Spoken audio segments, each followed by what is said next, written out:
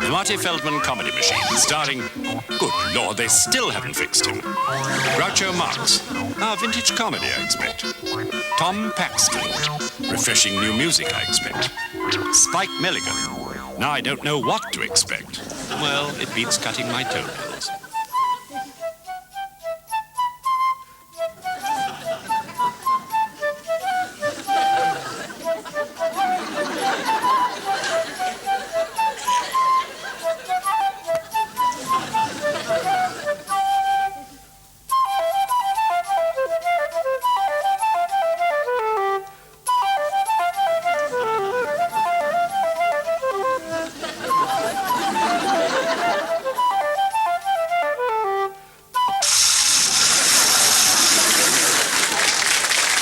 Excuse me, sir. I'm sorry to bother you. I wonder if you could possibly direct me to Woodville Street. Oh, yes, easily. Thank you. Excuse me, sir. Yes. Woodville Street? Well, I'm in a bit of a hurry, you see, because I'm on my way to an embalming lesson. Oh. Yes. You wanted where? Woodville. Woodville. Woodville Street, yes. Let's see. It's the first on the left, second on the right. Thank you so much. Keep going until you come to a turning on the left. I think it's called Lumsden Avenue, I think. Lumsden Avenue. No, wait a minute, I lie. No, it's called... Yes, I think it's Lumsden Avenue, yes. Anyway, you can't miss it, because there's a shop on the corner. Yes. It's called Goldberg's Delicatessen. That's splendid. No, it's a hooligans. Anyway, don't worry about that, because there's a big pub opposite that says the Golden Trust. It's called the Golden Trust. You can't miss it. Anyway, it's Lumsden Avenue. Lumsden Avenue, Thank you very much. Bye. It's a pleasure. What do I do when I get there? Oh, you ignore it. Ignore it? Yes, nowhere near where you wanted to go. You wanted to go to Woodville Street, didn't you? Yes. Well, the best bet is cut across Bewdley Walk, then you take a bus, ask them to let you off at Lonsdale's Corner, which is right near the station. You can catch a train from the station to Luton Airport. There's a direct flight 3:40 to Barcelona. When you get to Barcelona, cut across to Ostaria del Pupo and ask for Pedro. Pedro? Yes, he's a friend of mine. He'll fix you up with a steamship passage to Hong Kong. Really? When you get to Hong Kong, you get in a rickshaw and you go down Song Ling Chow Street, across Ho Mung Fu Chu Street, down the avenue, round a bend, across the zebra crossing, then there's a whole line of trees there. When you come, there's a fourth lamppost on the left. Yeah. And then you ask again. Or you could walk. It's only round the corner.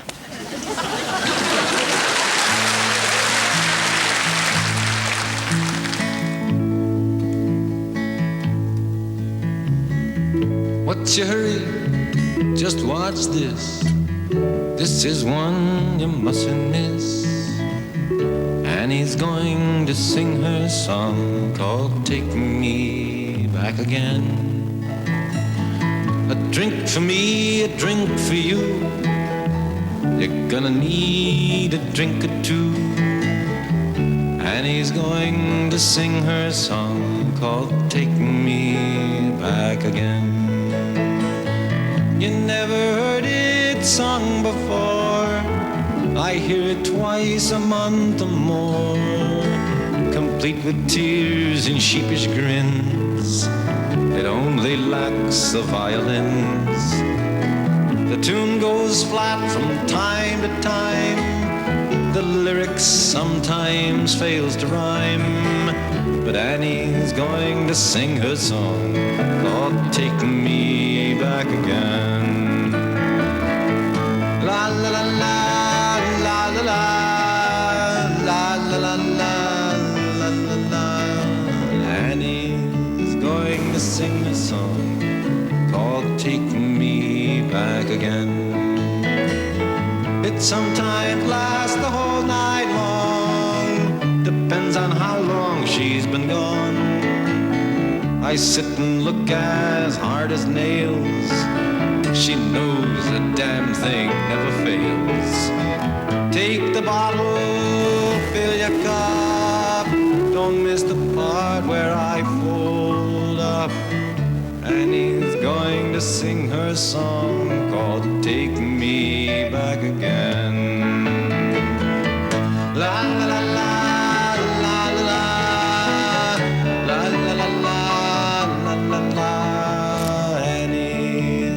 To sing her song, or take me back again. It isn't Annie's only tune, the other I'll be hearing soon. Next week, tomorrow, or today, she sings it when she goes away. Take the bottle, fill your cup, don't miss the part where I fold up. And he's going to sing her song, or take me back again. Come on, Annie, sing your song, called Take Me Back Again.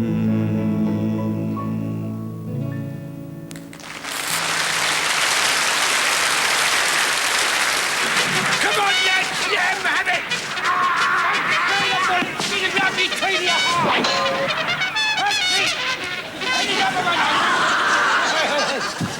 Come on, come! Major, come quick, sir!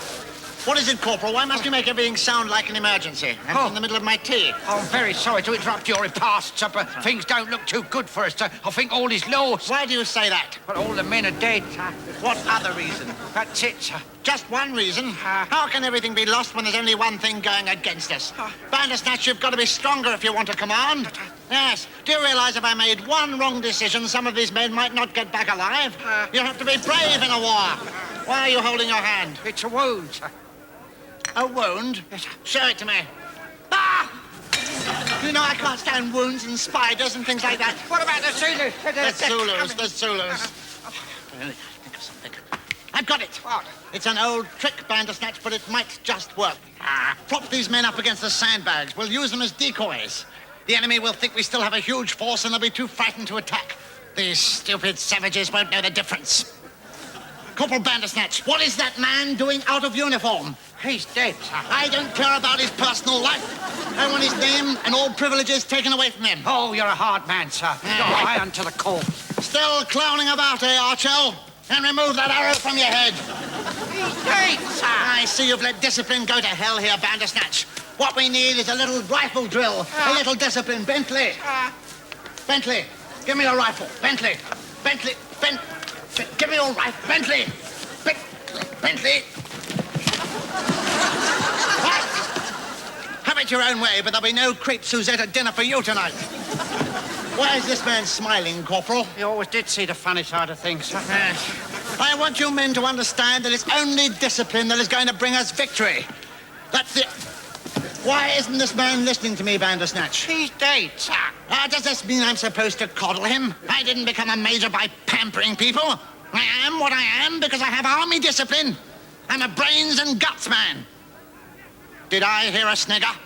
I want the man who sniggered to come forward, or the entire battalion goes on a court-martial. That's better. At least you're honest, soldier. Corporal, I want this man promoted. But he's dead. Then give him a 24-hour pass. Strike an officer, would you? Insubordination. Just for that, nobody goes to the dance on Saturday night. Just you and me, Corporal. But I have to lead because I outrank you. All right. Who's that on drums, Bandersnatch? He's very good. It's the fuzzy-wuzzy, sir. They're attacking. What we've got to do, we've got to keep our morale up. Yes, sir. What we need is a sing-song, Bandersnatch. You lead and we'll all follow, amen?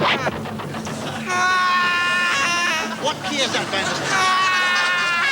No. Too high. Pick another song. The fuzzy-wuzzies are attacking and I've got a harrow in my bag. The title's too long. The men will never remember the words. You picked a bad time to get bored, Corporal. We were all raring to go, weren't we, men, eh? And take that arrow out of your back. It's demoralizing. I'm dead, sir. Yes, then don't waste yourself. Hang on the wall and look alive. What's happening to this army? Being an officer's a lonely life. You men think you've got problems. I've never mentioned it before, but I have a bad case of rheumatism. Right here, where this arrow is pointing. I think It's going to kill me. I think I'm dying. I'll just prop myself up against the wall. My rank will frighten them. I just wish I could be alive to see them surrender to me.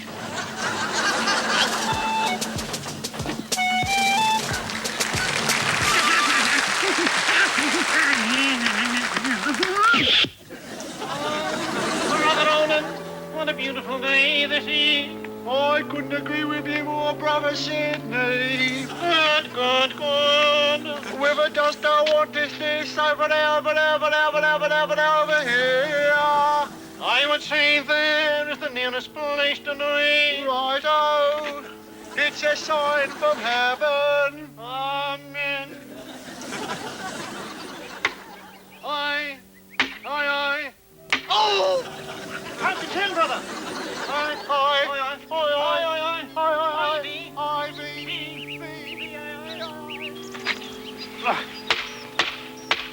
Right then. So the bishop said,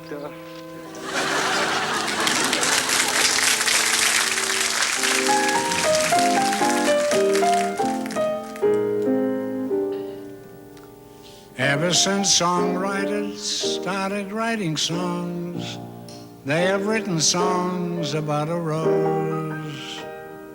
Red roses, blue roses, old roses, new roses, roses from the north and south and west. But here's the rose song that I love the best. Show me a rose and I'll show you a girl who cares. Show me a rose or leave me alone. Show me a rose and I'll show you a staggered babe. Show me a rose or leave me alone. She taught me how to do the tango down where the palm trees sway. I called her Rosa Mia, and she called a spade a spade. Show me a rose and I'll show you a storm at sea. Show me a rose or leave me alone. One night in Bixby, Mississippi,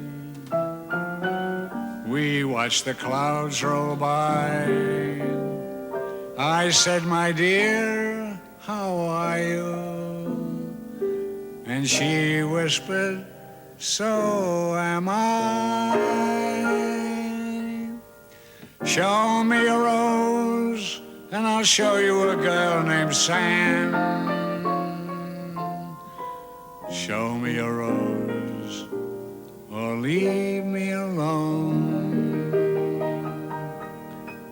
Show me a rose, a fragrant rose.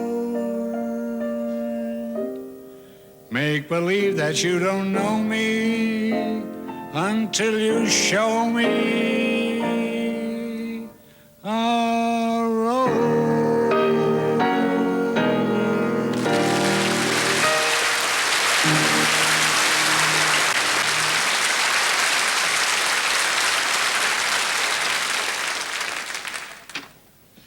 Your next patient is here, Doctor, a Mr. Spliff. Thank you, nurse. Show him in, will you? Good morning. Do sit down. Now, what appears to be your problem? I don't know exactly how to put this, Doctor, but every time I finish a sentence, my mouth continues to move for a couple of seconds. You'll do that again. I can't help doing it. It happens every time. Amazing. It's very uncomfortable being out of synchronization. Yes. Well, look here, I think I'd better look at you. Why, please? Say ah. Ah.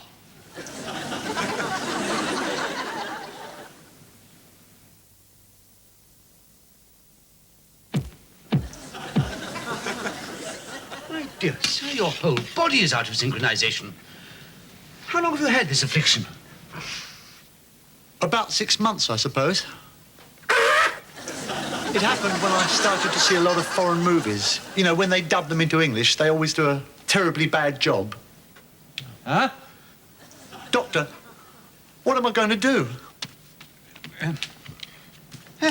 Look, try saying Peter Piper picked a peck of pickled peppers. Peter... Keep talking. Pickled peppers. That was nearly it, wasn't it? Let's have one more go, shall we? Peter... Peppers. That's it.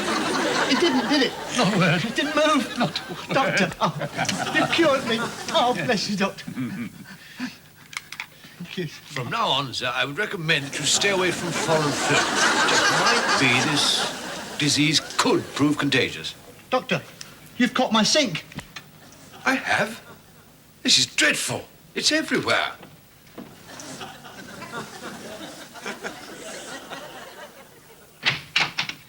Doctor, your next patient is here.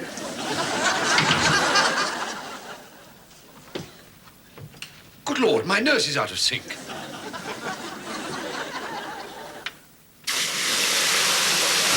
Your sink is out of sync. Amazing. Well, anyway, you're cured, Mr. Brown. Good day.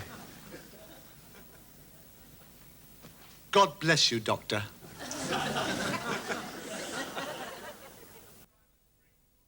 Engine driver Spriggs to see you, sir. Show him in. Ah, Spriggs. Well, will that be all, sir? Can I go now? Sit down, Spriggs, please. It wasn't me, sir. I didn't do it, Be sir. quiet, Spriggs. Now, Spriggs, you know I don't have an easy job here. No, I know that, sir. I appreciate No, that, in sir. the course of a week, I might have anything up to 30 serious complaints against the railways to investigate. Yes, sir, I In a understand. bad week, even up to 50. Yes, sir. Now, it's a lot of complaints. Each one of them takes a great deal of my time, Spriggs. Yes, it does, sir. I know, sir. Now, last week, I had several serious complaints against you yourself personally, Spriggs. Oh, sir. About 40,000 in all. That's a lot of complaints. It is, sir. That's a lot of complaints, sir. Yes. It is, sir. Yes, sir. As a result, I haven't been able to leave this office for days. Not for days. Result is my wife has gone off with an Arab, all my doggies are dead, and someone's opened a Chinese restaurant in my bedroom. I'm sorry about that. 40,000 complaints, Spriggs. It's a lot, Now, the first question. Last Friday, Yes. you were supposed to take the 10:15 express to Bristol. But instead of that, you took the London to Brighton cattle train carrying 700 cows. Why? I like animals, sir, don't I? But why did you take them to Manchester? So I'd been to Brighton, hadn't I, sir? Spriggs. I got bored, sir. That was it. Bored. Yes, sir. So you took 700 cows to Manchester. Yes, sir. Travel broadens your mind, sir, doesn't it? If you wanted to go north, why didn't you take the up line? I got confused, sir. Confused, yes. Why did you ignore all the signals? I was out of my cabin, sir, Yes, wasn't I? you was. Out of your cabin, sitting on the front of your engine, flying your kite. I've seen the photographs. They're in all the papers. It's no laughing matter, Spriggs. I was trying to break the ice, sir. Don't you tempt me, Spriggs. So, you took 700 cows from Brighton to Manchester on the down line, sitting on the front of your engine, flying a kite. Yes, sir. Right. Now, Yes, sir. Manchester Cathedral. Oh, indeed, Spriggs. Yes. I forgot to stop, sir, didn't I? Yes, you did, didn't you? I've heard all about it from the traffic policeman and from the bishop himself. The traffic policeman and the bishop. Apparently, your arrival and that of your locomotive in the nave during the singing of the 49th Psalm had quite an effect on them all. A very unnerving effect on the whole congregation. And the bishop further goes on to say that when he tried to restore calm by mounting what was left of the pulpit to deliver his sermon, you started shunting operations in the East Transept. I was trying to help him, so I was in the way, so I was trying to help. But why did you release the cows? I panicked, so I couldn't see in all the steam. No more could the congregation, Spriggs. That's why the cows come as a bit of a shock to them. I mean, the mooing and the clanking and the noise of the engine and the hot steam would have impressed an atheist, leave alone them what believe in the wrath of God. The bishop himself told me that he thought it was the end of the world, and he's a bishop. So, look, I can help to pay for the damage. I took a collection, You're so I took... going to pay for it, all right, Spriggs, and I'm going to punish you further. Oh, sir. You are going to write out for me 50 times I must not drive my puffer train up Manchester Cathedral. Now, get out. Yes, sir. Oh, Spriggs. Sir? What about them lines I gave you to write out last week? Yes, sir. Here they are, sir. I wrote it out 50 times like you told me, sir. Cool. Love a duck. Spriggs, don't you know that Buckingham is spelt with a capital B and there's only one owl in Palace? Yes, sir. Next time it'll be on your BTM. Oh, sir. Now get out.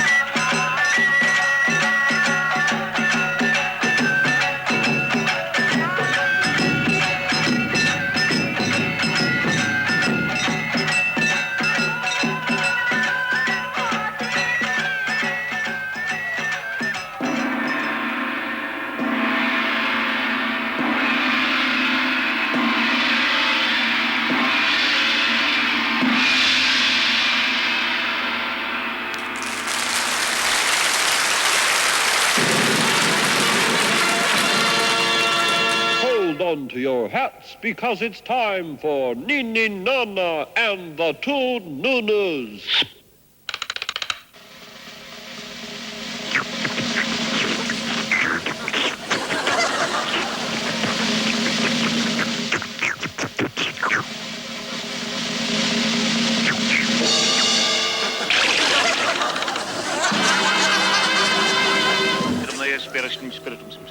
Her firm young bosoms pressed against the madras cotton of her shirt. He pressed her backwards onto the silken His brown, gracile fingers started to grapple with...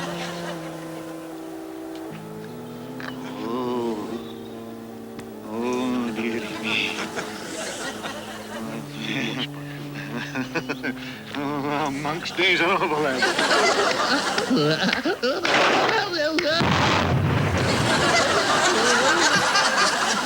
We're gathered here to read the last will and testament of the late Morgan Percival, who unfortunately can't be with us, having kept a previous appointment with eternity. In other words, he's dead. What's the use of kidding? However, we do have his memory, his portrait, and his widow has kindly donated his teeth. Mrs. Percival. Lovely choppers, aren't they? If I may say so, a worthy memorial to a wonderful human being and a dentist who was one of the pioneers of overcharging. Too macabre. All of us gathered like vultures over Morgan's body. Speak for yourself, madam. Personally, I'm gathered like a vulture over his money. Well, what's that? £25. No, for what? I've just gone into overtime. We've only just started. It's never too soon to go into overtime. To begin with, the total of the late Mr. Percival's estate has been assessed at £834,000, which is to be divided amongst the beneficiaries subject to certain conditions. If they fail to meet them, Mr. Percival decreed, in recognition of my years of service, self-sacrificing service and double bookkeeping, that that person's share passes from them to be equally divided between me. I have an objection. I have an objection, too. I'm not crazy about your looks. Don't you want to hear what I have to say? Not particularly, no. But if you'd care to put it in writing, I'll be glad to light my next cigar with it.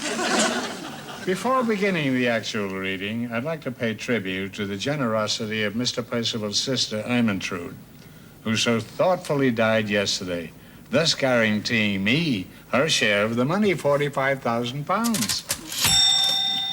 Thank you all, Miss Venables. I'd like to raise your salary or your skirt. Sir. But first you'll have to take a cut. Meanwhile, back to the will. I, Morgan Percival, to think I saw him only yesterday. Of course, he'd been dead 3 days by then. Well, won't you please carry on? I never stopped carrying on, eh, Miss Venables? I mean the will. I've got the will. All I need is the way. A little energy would help. Yes, wouldn't it, though? To continue, to my beloved wife, Franconia. Isn't it a ship? No, it's me. Oh, a battleship. I leave her £300,000 on the condition that she proves herself faithful to my memory. Oh, that's easily done. Oh, yeah? Can you remember what your husband had for breakfast on May 24th, 1947? Well, of course I can't. How much loose change did your husband have in his pockets on Groundhog Day, 1952? I can't think this is the kind of fidelity my husband had in mind. Can you tell me how many hairs your late husband had on his nose and ears, and how many of them were curly? Well, I've no idea. How quickly we forget. 3 failures, sir. That means her shares revert to you. This is terrible. Don't worry. Oh, I'm simply overcome. Funny to me, you look underdone. To my eldest son, Joseph, I leave £250,000 on the condition that he proves himself a man after my own image. Don't worry, Mother. I'll share everything with you. Well, tell me, son, are you a lecher, a transvestite, or a mouth breather? Certainly not. Then you lose. You're absolutely nothing like your father. He must be turning in his grave. I wouldn't think so. We packed him in pretty tight. Another £25,000, sir. Thank you, thank you. To my dear daughter, Greenbaum, I leave £125,000 on the condition that she answers truthfully any questions my trusted lawyer should see fit to ask her. Will you give up now, or do you enjoy humiliation? I shall answer any questions you want. Good, fine. How many members of Parliament are there? 623. Who wear a truss? How long does it take to go up to the Eiffel Tower by elevator? 3 to 4 minutes. If you start in the Tower of London? I don't know. Well, you're doing miserably. I'm surprised you picked this particular category. What is the world's record for crossing the Atlantic? By air? On foot. Why are you doing this to me? Why not? I've done everything else to you. You're a greedy, callous swine. Well, this is quite true. There are just two things I have to say to you. The first thing is, kindly leave the room while I say the second thing. Let's get on with the reading. Never hurry an artist. Miss Venables. Thank you. We now come to Philpot, the faithful butler. Say, Philpot, you must be out of work by now, with your late master dead and the house reverting to you-know-who. How would you like to work for me? I should like it very much, sir. You're hired. To my butler, Philpot, I leave £80,000 on the condition that he accepts no work from any other employer. But, sir, now I'm working for you. Never mind, Philpot. Wealth would only have made you rich. Incidentally, you're fired. £80,000, sir. Good work, Venables. This experience could make a man of you, but I hope it doesn't. To my kindly old Aunt Philistine, I leave whatever she would like to take from the residue of my estate. I only want what I deserve and nothing else. Venables, go out and buy this woman a half-pound of garlic sausage. That leaves her £39,000 to you, sir. Rebecca, in view of my fantasies, I believe I can call you Rebecca. Sir? Please tell me exactly how much pleasure I've got out of this meeting. £834,000 exactly, sir. And now, if you care to put onto the table any spare cash, jewelry, and valuable houses you have about your persons. Thank you, thank you. Are you ready, Miss Venables? Sir. Shall we go? And my mother wanted me to be a doctor.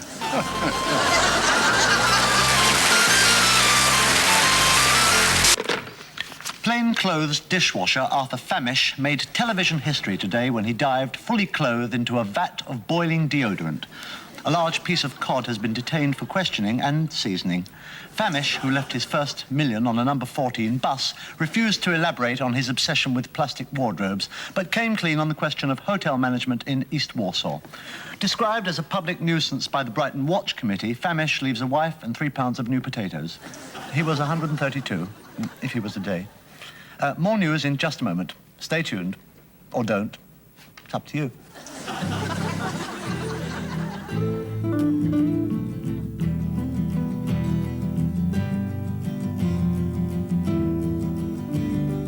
Little lost child in a room full of strangers. Home is behind you and dead anyway. Night dreams have led you across North America, looking for fiddlers you don't have to pay. Known in your hometown for freedom and style, envied by those who bow down to the mill. You wonder now how you ever could smile. You wonder now if they envy you still. But don't you worry, little lost child. You did what you had to do. Don't you worry, you're gonna be fine, child. Gonna come through. I know that you're gonna come through.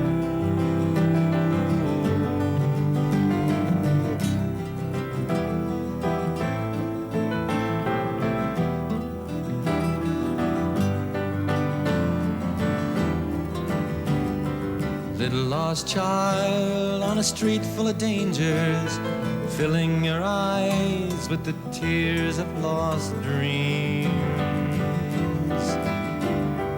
Downing your colors in the hopes of a new hope, you feel yourself coming apart at the seams.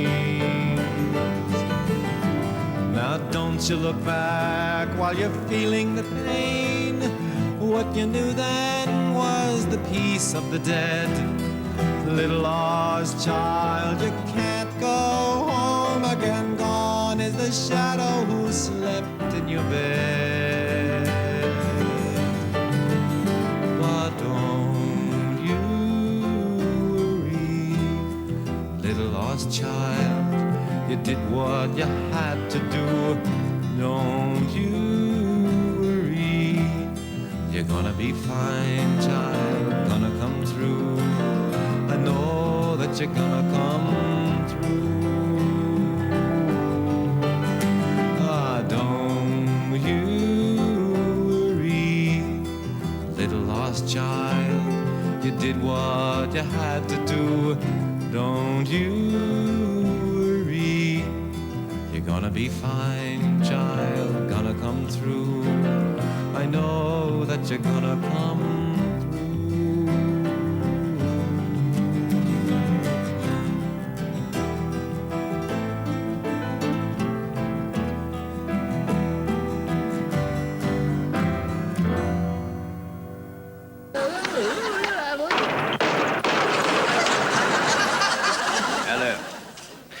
In this age of dissension and pre-packed loafers, protests can take very many unusual forms. Here in Grimsby today, immediately behind me in this cage, is a man who, in his lonely protest against the injustices of society, has chained himself to a parrot perch. Mr. Grimefurter, will it be in order for me to... Will it be in order for me to open this cage door? Yes, please do come in. I'm, as you see, I'm chained to this perch. Splendid. Yes. Tell us, what does it feel like to be chained to a perch? Well, I feel that it has changed my life in many ways, actually. Yes. You see, I used to be afraid of falling off my bed, but now that my bedroom and my living room are one and the same thing, I'm now frightened about falling off my living room. Yes, right. The possibility that haunts me, and I'm sure indeed it must haunt many a parrot. Yes, indeed. And you find your whole way of life is attuned now to that of a parrot, do you? I'm finding my way into the skin of a parrot. You see, I feel that the world would be a happier place if people knew what it meant to be chained to a perch and have their chins tickled.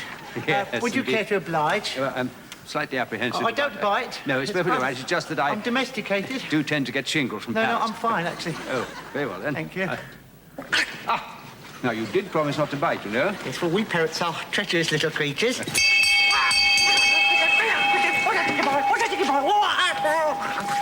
Now, so what is it exactly, or approximately, that you are protesting against? I'm protesting against the extermination of the dodo.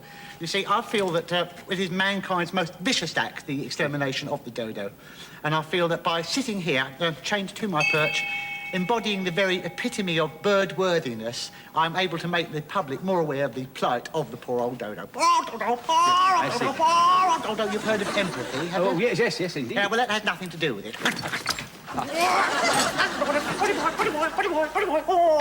Now, tell me, what sort of training was involved in this protest bit that you're doing? I learnt how to fly. You did? Yes, really? Yes. I mean, actually fly as a parrot? No, not like a parrot, like an ostrich. But ostriches don't fly? No, quite.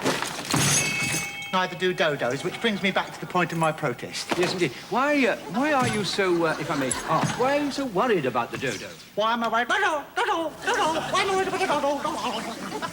Well, you see, the dodo is threatened with extinction, and soon after that, there won't be any left. The dodo has been extinct for millions of years. Oh, then my protest is indeed timely. I thought I hadn't seen any in my bird bath lately. You know, there's nothing personal, of course, but some people might consider you to be an idiot. I am an idiot. Idiot! Who's an idiot? What does your wife think about this? Who's an idiot? I'm an idiot. I'm an idiot. Yes, what about your wife? What does she think about this? She thinks I'm an idiot, too. Oh, it's an idiot. Well, perhaps we could have a word with your wife. No, I'm afraid not. She's floating around the sink at the moment, protesting against the extermination of the jellyfish. But jellyfish are not being exterminated. No. She's an idiot, too. I see. Well, with that, it's back to the... Are we off? Back to the pub. I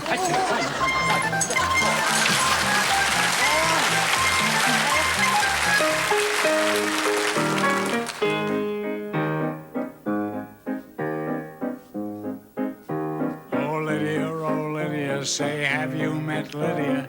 Lydia, the tattooed lady. She has eyes that men adore so, and a torso even more so. Lydia, oh, Lydia, that encyclopedia. Oh, Lydia, the queen of tattoo. On her back is the Battle of Waterloo. Beside it, the wreck of the Hespers, too. And proudly above waves the red, white, and blue. You can learn a lot from Lydia.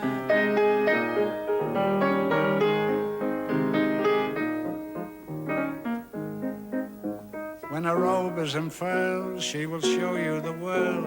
If you'll step up and tell her where, for a dime you can see Kankakee or Paris or Washington crossing the Delaware.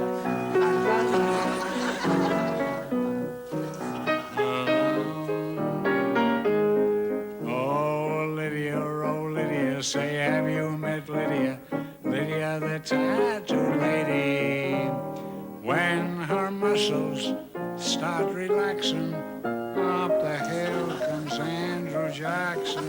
Lydia, oh Lydia, that encyclopedia. Oh Lydia, the champ of them all. For 2 bits she will do a mazurka and jazz with a view of Niagara that nobody has. And on a clear day you can see Alcatraz. You can learn a lot from Lydia.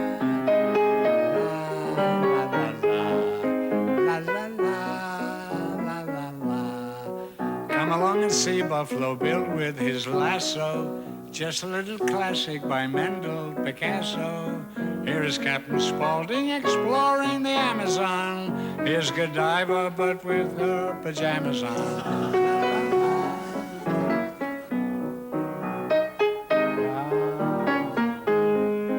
Oh, Lydia, say, have you met Lydia? Oh, Lydia, the champ of them all. She once swept an admiral clear off his feet. The ships on her hips made his heart skip a beat.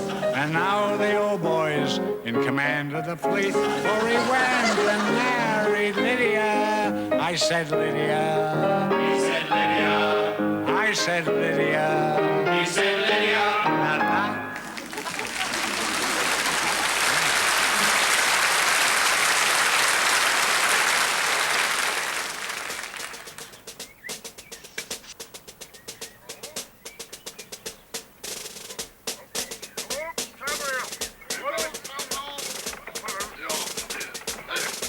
The year 1780. 2 men embark on a unique mission of conquest. Their orders, pull the cannon 40 miles over cruel and treacherous terrain. Their objective, the impenetrable castle of Dimpleshire. The men, Corporal Capers, Lieutenant Biles, and Canon Jakowski. This is their story. Every word of it is true.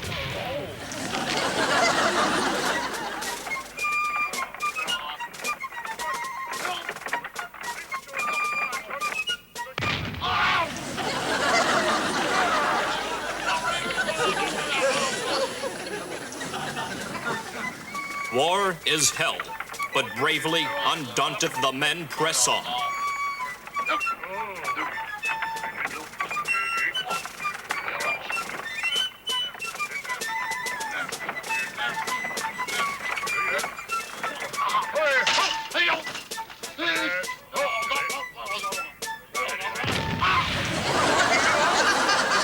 What Christ glory? Yet a man must do what a man must do. They only knew they must forward ahead.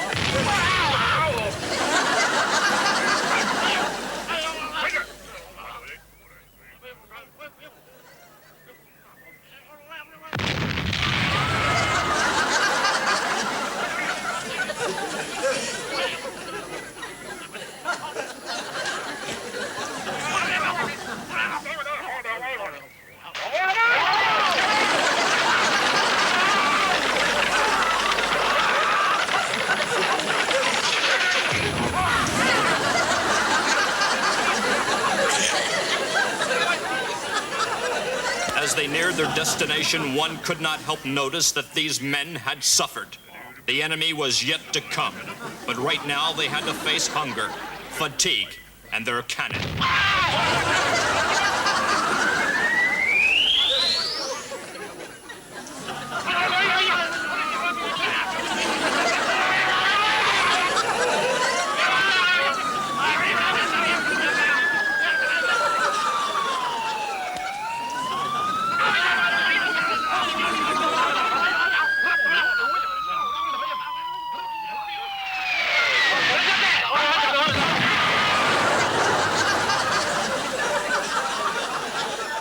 Dawn, and there it was, the castle of Dimpleshire.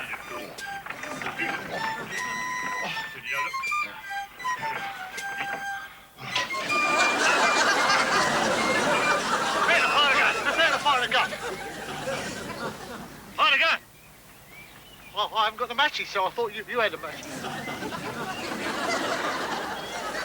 Hang on. Right. No, wait. Fire the gun. Wait. If we destroy that castle, of what use will it be to us then, sir? All right, this could mean promotion for you, soldier. Thank you, sir. You in that castle over there! Come out with your hands up and your trousers down, or we'll surrender. We will never surrender. God save the little king. Did you hear that? I heard that, sir. All right, prepare to fire the gun. Take aim. Right, prepare to fire. Prepare to fire. What? Shh. The drawbridge.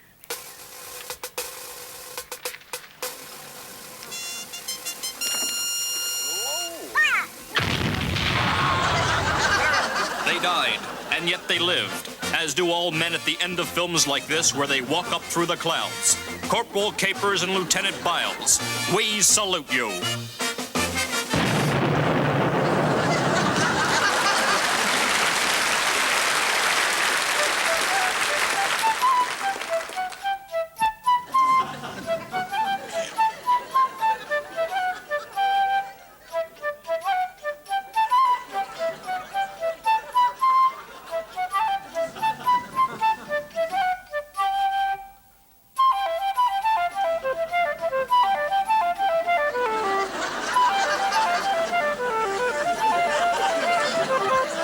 Goodbye. Goodbye. Goodbye. Goodbye. Goodbye. Goodbye.